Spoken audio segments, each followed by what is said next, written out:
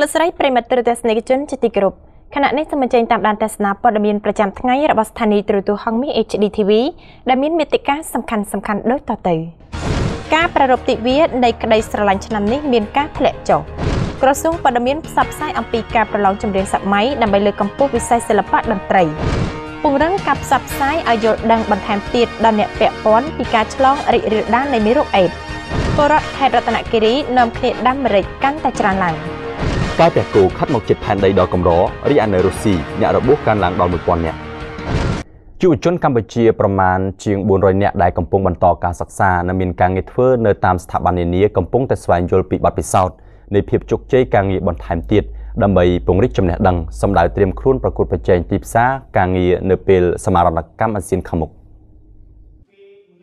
ថ្លែងក្នុងសិក្ខាសាលាការអភិវឌ្ឍសមត្ថភាពនិងអាជីពនៅព្រឹកថ្ងៃទី 16 ខែកុម្ភៈលោកពេជ្របូឡែនប្រធានគណៈប្រឹក្សាភិបាលនិងជានាយកប្រតិបត្តិក្រុមហ៊ុន Westline Education Group Co Ltd មានប្រសាសន៍ថាយុវជនត្រូវតែអភិវឌ្ឍសមត្ថភាពបន្ថែមជាដាច់ខាតដើម្បីធានាបាននូវភាពមានប្រៀបក្នុងការប្រកួតប្រជែងទីផ្សារពាណិជ្ជកម្មទាក់ទាញវិនិយោគបរទេសនិងបង្កើនការផលិតសង្វាក់ផលិតកម្មក្នុងស្រុកពិសេសប្រកួតប្រជែងឱកាសការងារជាមួយបណ្ដាប្រទេសក្នុងសហគមន៍អាស៊ាននាពេលខាងមុខលោកបញ្ជាក់ថាការបណ្ដុះបណ្ដាលនាពេលនេះពិតជាមានសារៈសំខាន់ណាស់ដើម្បីបង្ហាញផ្លូវពួកគាត់ឲ្យទទួលបានជោគជ័យនៅក្នុងអាជីពការងារដែលបច្ចុប្បន្នឱកាសការងារមានច្រើនហើយពុំមែនមានសញ្ញាបត្រច្រើនអាចធ្វើការងារបានល្អនោះទេប៉ុន្តែជោគជ័យការងារកើតចេញពីផ្នត់គំនិតខ្លួនឯងច្រើនជាងជំនាញបច្ចេកទេសខ្ញុំអាចនិយាយបានថាឱកាសការងារមានកាន់តែច្រើននៅប្រទេសកម្ពុជារបស់យើងឱកាសការងារមានច្រើនណាស់បណ្ដាក្រុមហ៊ុនធំៗអន្តរជាតិក្រៅស្រុកដទៃទៀតគឺគេមកនៅក្នុងប្រទេសកម្ពុជារបស់យើងសំខាន់ត្រង់ថាតើសមត្ថភាពរបស់និស្សិតរបស់យើងបានត្រៀមរៀបរាល់សម្រាប់ឱកាសការងារនោះហើយឬនៅអញ្ចឹងវាជាបញ្ហាថាសមត្ថភាពរបស់យើងរួចហើយឬនៅមិនមែនជាបញ្ហាថាការងារចង្អៀតនោះទេឱកាសការងារគឺមានច្រើនហើយនោះហើយបានជានិស្សិតរបស់យើងនិយោជិករបស់យើងទាំងអស់ប្រសិនបើចង់បានឱកាសបែបនោះគឺត្រូវពង្រឹងខ្លួនបន្ថែមទៀតហើយកុំពឹងផ្អែកទាំងស្រុងទៅលើការសិក្សានៅអារម្មណ៍សិក្សាពីព្រោះជំនាញបច្ចេកទេសឬក៏ការប្រស្រ័យតាក់ទងកលឹះជោគជ័យក្នុងការងារមួយចំនួនទៀតมันមានបង្រៀននៅសាកលវិទ្យាល័យ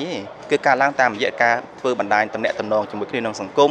ការចូលរួមសិក្ខាសាលាបែបនេះឬក៏សិក្ខាសាលាផ្សេងទៀតដែលគេនិយាយអ្វីដល់ចែករំលែកអ្វីដែលมันមានបង្រៀនក្នុងសាកលវិទ្យាល័យទេបាទអញ្ចឹងដែលយើងអាចគួរតែអញ្ជើញចូលរួមកញ្ញាសូនីកាមកពីក្រុមហ៊ុន VDB Law បានចាត់ទុកថាពិតជាមានសារៈប្រយោជន៍ណាស់ធ្វើឲ្យកញ្ញាទទួលបានបទពិសោធន៍ល្អៗជាច្រើនពីបណ្ដាវិក្កាមិនក្នុងការអភិវឌ្ឍអាជីពការងារកាន់តែល្អប្រសើរជាងមុននិយាយថាយុវជនទាំងអស់ឬក៏សិស្សនិស្សិតទាំងអស់ហ្នឹងគឺគាត់គួរតែមកចូលរួមដើម្បីបានជាមតិយោបល់ក៏ដូចជានិយាយថាជាគំនិតដើម្បីឲ្យខ្លួនគាត់ហ្នឹងអាចចង់និយាយថាលើកទឹកចិត្តខ្លួនឯងព្រោះពេលមកស្ដាប់ហ្នឹងអាចថាវាគ្មិនទាំងអស់ហ្នឹងគឺគាត់ជួយលើកទឹកចិត្តពួកសិស្សនិស្សិតទាំងអស់ហ្នឹងដើម្បីឲ្យគាត់ខំប្រឹងប្រែងបន្ថែមទៀតដើម្បីឲ្យកុំឲ្យគាត់អស់សង្ឃឹមហើយគាត់កាន់តែខំទៅពេលទៅមុខទៀតទៅគាត់ចង់និយាយថាដោយអ្នកខ្លះគាត់ថាគាត់រៀនហើយគាត់ខ្លាចអត់ការងារធ្វើអញ្ចឹងណាអញ្ចឹងមិនមែនថារៀនហើយអត់ការងារធ្វើទេគឺពេលមកស្ដាប់ទៅគាត់នឹងដឹងថាតើគាត់ត្រូវធ្វើមិនគាត់ត្រូវត្រៀមខ្លួនមិនដើម្បីឲ្យពេលដែលគាត់រៀនចប់ទៅគាត់អាចទទួលបានការងារហើយការងារនឹងល្អទៀតសូមបញ្ជាក់ថាវគ្គបណ្ដុះបណ្ដាលនេះរៀបចំឡើងដោយវិទ្យាស្ថានអភិវឌ្ឍវិស័យអប់រំដើម្បីរួមចំណែកអភិវឌ្ឍសមត្ថភាពនិងអាជីពការងារសម្រាប់សិស្សនិស្សិតនិងបុគ្គលិកឲ្យទទួលបានការសិក្សាជំនាញនិងមានអនាគតល្អក្នុងវិស័យការងារព្រឹត្តិការណ៍ព័ត៌មានជាតិដែលមាននៅក្នុងថ្ងៃនេះចាប់តែប៉ុណ្ណេះជាបន្តសូមអញ្ជើញតាមដានទស្សនាព័ត៌មានអន្តរជាតិ